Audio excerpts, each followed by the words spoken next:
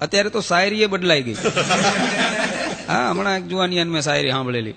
यूं तो मैं हर रोज तेरी गली से गुजरता हूं, तेरी खिड़की खुली रहती है, लेकिन अफसोस इस बात का है कि तेरी जगह तेरी मां खड़ी रहती है. હા હા, કેવી શાયરીઓ નાખે છે એ ખબર નથી. કેવા મજાના આપ છો અને રાત્રે પણ જાણે સૂરજના તાપ છો. કપડા એવા પહેરો છો કે દરજીનું માપ છો. હા, શાયરીની અત્યારની વાત જ નોખી છે. નહીતર પહેલા તો ગીતો પણ કેવા સરસ મજાના આવતા. અત્યારે તો ગીતોની પરાકાષ્ઠા બદલાઈ ગઈ છે, ગીતોના માપ બદલાઈ ગયા છે. કેવા આપણા રૂડા મજાના લોકગીતો. ચાંદો ઉગ્યો ચોકમાં, ઘાયલ ચાંદો ઉગ્યો ચોકમાં, આવતા રે જાતાનો નેડો લાગ્યો અરજણિયા.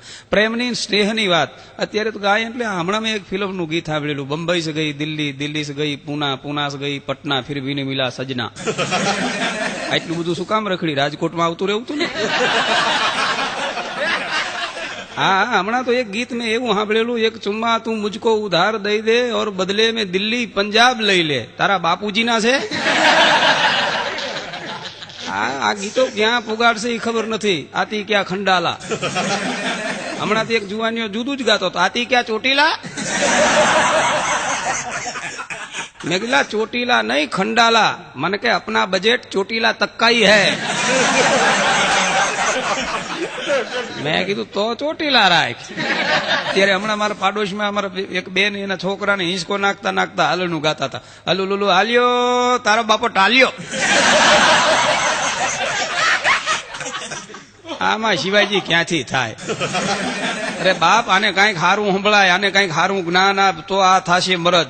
અત્યારે બાયુની વાત જ નોખી છે. પેલા સેથો સીધો કરી અને અંદર સિંદૂર પૂરતા, કારણ કે સુહાગની નિશાની છે. સેથા સીધા રાખતા.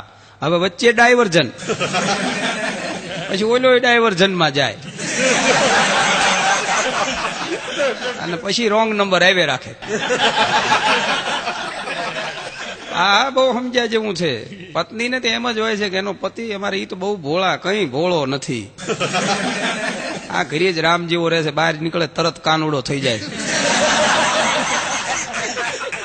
જે સામે મળે એને એમ કેતો હોય છે તમને ક્યાંક જોયા છે. ત્યાં ઓલી બાઈ કે જોયો જ હોય ને, પહેલી વાર તું જોવા આવ્યો હતો. મારા બાપુજીએ ના પાડીને લૂતા લમણે પાછો ગયો ઈ જ ને. પણ બહુ અઘરું છે મિત્રો દાંપત્ય જીવનમાં. મારી જ વાત કરું, મારા લગ્ન થયા છે. મારે પણ બહુ મજાની રૂડી રૂપાળી પત્ની છે, સુરેન્દ્રનગરના જોવાલાયક સ્થળમાંની એક. પણ લાગણીશીલ, મારા પ્રત્યે એનો ભાવ બહુ. મને એક દી કે બહાર ના નીકળતો, મને તુંકારો દે છે, નોકર ને તમે કે. મારી તો ખબર હોય ને કે ગમે એમ કહીશ તો જવાનો ક્યાં, ગળે બંધાણો છે, ક્યાંય છટકી હકવાનો છે નહીં.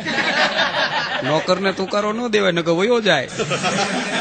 એટલે મને તુંકારો દે છે. હું આમ ક્યારેક ખુશ થાઉં ને એટલે હું ડાર્લિંગ કહું છે ને. હું ડાર્લિંગ કહું. મને એક દી કે ડાર્લિંગ ના કહેતો. મેં કીધું કેમ? એ તો આમ તારા પ્રત્યેની મારો ભાવ, તારા પ્રત્યેની મારી લાગણી બોલે. મને કે નહીં ડાર્લિંગ તો બોલીશ જ નહીં કોઈ દી. મેં કીધું કેમ? મને કે આ નોકરીઓ એ નામ સમજે છે, તમે જતા રહો પછી એ ઈમ બોલાવે છે ડાર્લિંગ કહીને. મેં કીધું તો કઠણાઈ થાય હો, આ ન કરાય. અમુક વાત કર્યા જેવી હોય અમુક. હા, હું એકવાર ઓફિસે ગયેલો તો મારા પટાવાળાએ મારી પાસે રજા માંગી. મારું માથું આજ દુખે છે. માથું દુખે છે તો શું કરવું છે તારે? કામ તો કરવું જોઈએ ને. મને કે તમને માથું દુખે તમે શું કરો? મેં કીધું હું તો મારા ઘરે જતો રહું, મારી પત્નીના ખોળામાં માથું મૂકીને હુઈ જાઉં. પત્ની માથે ધીરે ધીરે હાથ ફેરવે એટલે માથું ઉતરી જાય. મને કે ભાભી ઘરે હશે? જોકે મારી પત્ની તો લાગણીશીલ છે એવું નથી. હું એકવાર કલકત્તા ગયેલો. કલકત્તા રિટર્ન ગીતાંજલિ એક્સપ્રેસમાં આવતો હતો. તમે કદાચ છાપામાં વાંચ્યું હોય, ટીવીમાં જોયું હોય તો. બહુ ભયાનક એક્સિડન્ટ થયો નાગપુર પાસે ગામડામાં. રાત્રે 2 વાગે પાટા ઉપરથી 13 ડબ્બા ખડી ગયા. હું 14મા ડબ્બામાં હતો. પણ 6 દિવસે ઘેર પહોંચ્યો એટલે મને એમ હતું કે આવા ભયાનક અકસ્માતમાંથી ઘેર જાઉં છું એટલે પત્ની રાજી થઈ જાય છે, દોડીને મને ભેટી પડશે, આંખમાં જળજળિયા આવી ગયા છે, મને જોઈને કહેશે કે મારું અખંડ વાતણ રહી ગયું, મારો ચૂડી ચાંદલો અમર રહી ગયો. આવા વિચારો મને હતા. પણ ઘરે ગયો એટલે તમામ વિચારો ભસ્મીભૂત થયા. કારણ કે પત્ની બાયણામાં જ છાપું લઈને ઉભેલી મોઢું ચડાવીને. મેં કીધું કેમ આમ? અંદર તો આવવા દે, મોતના મોઢામાંથી આવ્યો છું. મને કે ઈ જ વાત છે, આ છાપામાં વાંચ.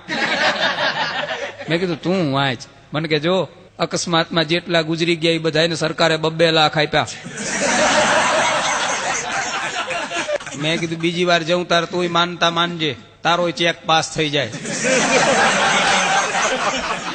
હા, ઘણી અત્યારે જુદા જુદા મંડળોની સ્થાપના થઈ, યુવક મંડળોના. અમારા ગામમાં તો હમણાં વિધવા મંડળની સ્થાપના થઈ. હા, ગામની બધી વિધવા બેનું એ મંડળ કર્યું. એમાં એક નવા તાજા બેન વિધવા થયા.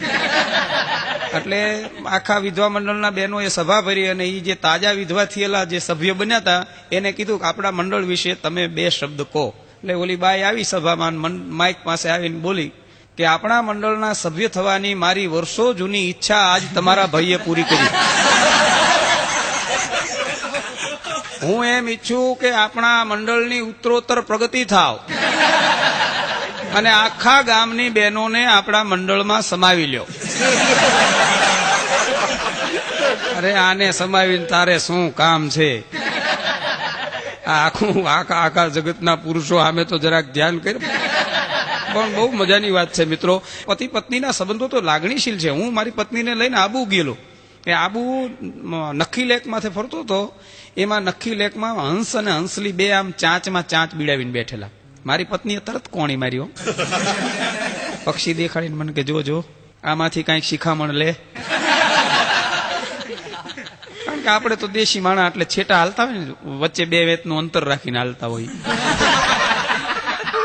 આંટો મારીને 1 કલાકે પાછા વળ્યા ને ત્યારે પાછા ઓલા હંસ ને હંસલી આમ ચાંચ બીડાવીને બેઠેલા. મને કે હવે તો સમજ 1 કલાક થઈ. પછી મેં કીધું તું સમજ, ધ્યાનથી જો, હંસ ઈની છે, હંસલી બદલાઈ ગઈ.